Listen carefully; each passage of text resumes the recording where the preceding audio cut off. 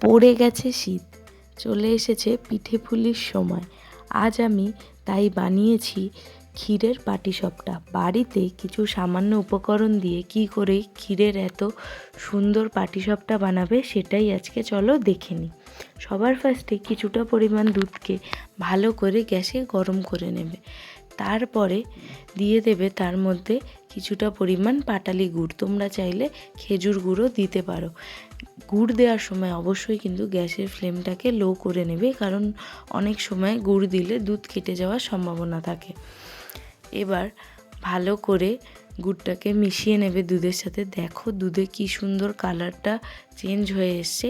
এইভাবেই মিডিয়াম আঁচে ভালো করে দুধটাকে জাল করে নিতে হবে।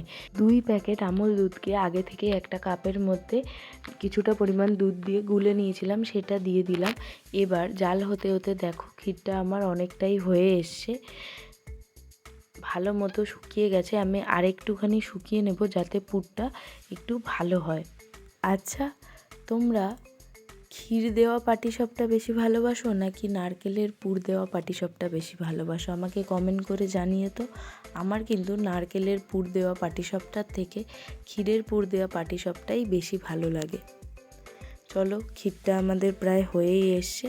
এবার এটাকে নামিয়ে ঠান্ডা করে নেব, তাহলে কিন্তু আরেকটু জমে যাবে।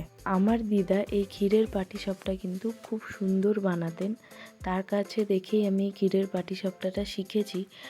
আর এছাড়াও আমার দিদা আরেকটি পাটিসাপটা বানাতেন, সেটা ছিল নতুন গুড়ের সন্দেশ দিয়ে যে পাটিসাপটা হতো, সেই পাটিসাপটা বানাতেন। ওটার টেস্টও মানে অন্য রকম, কিন্তু খেতেও খুব ভালো লাগে।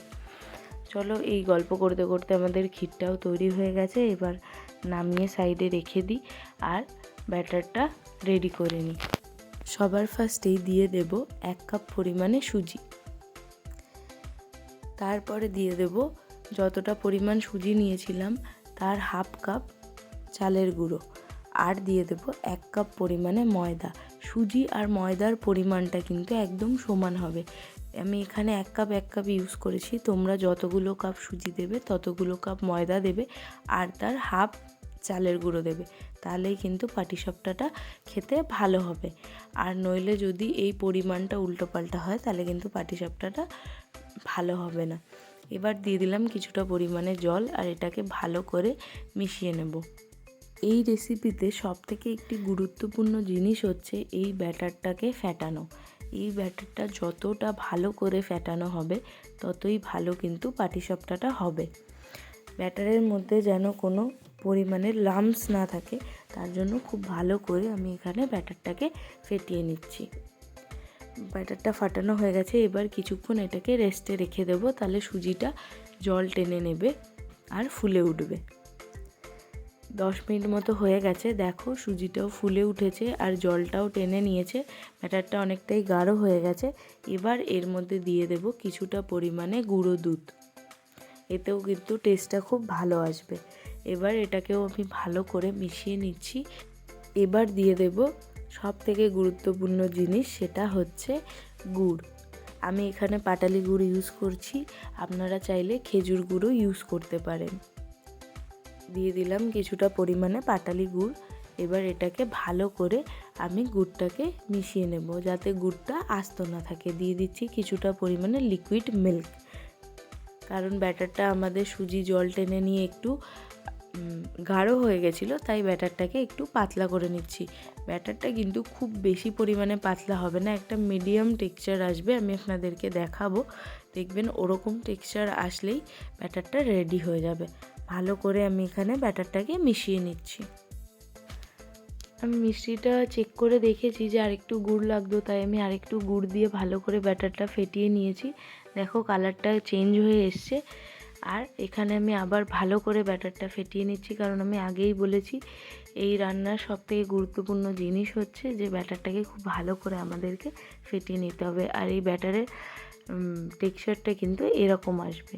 ফ্রাইং প্যানের মধ্যে আমি বেগুনের বোটা দিয়ে তেল লাগিয়ে নিচ্ছি, সর্ষের তেল। সর্ষের তেলে কিন্তু পাটিসাপটা ভালো মতো উঠে যায়। আর বেগুনের বোটাটা ইউজ করেছি ছোটোবেলা থেকে। আমি দেখেছি আমার দিদা যখনই পিঠে বানাতেন পাটিসাপটা, তখন এই বেগুনের বোটা দিয়েই উনি তেল দিতেন। এবার ভালো করে ব্যাটারটা দিয়ে ওটাকে ভালো করে স্প্রেড করে নিয়ে একটু ঢাকা দিয়ে রেখেছিলাম যাতে ভালো করে সিদ্ধ হয়ে যায়। তারপরে দিয়ে দিচ্ছি কিছুটা পরিমাণ ক্ষীরের পুরটা, ওটাকেও ভালো করে স্প্রেড করে দিয়ে এবার আমি পাটিসাপটাগুলোকে ভাজ করে নেব।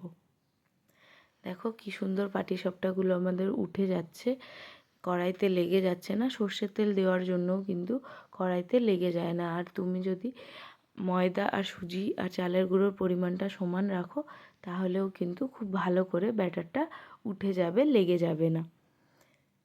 রেডি প্রায় আমাদের সুন্দর পাটিসাপটা ক্ষীরের পুর দেওয়া। পিঠে কে কে বাসি খেতে পছন্দ করো একটু বলো তো। তাজা পিঠের থেকে কিন্তু একদিন রেখে খাওয়া পিঠে কিন্তু টেস্টটা আরও দ্বিগুণ হয়ে যায়। তোমরা কে কে এই জিনিসটা পছন্দ করো আমাকে অবশ্যই কমেন্ট করে জানিও। রেডি হয়ে গেছে আমাদের পাটিসাপটা। এইভাবেই এক এক করে আমি সবগুলো পাটিসাপটাকে রেডি করে নিচ্ছি। তো রেসিপিটা কেমন লাগলো আমাকে অবশ্যই জানিও।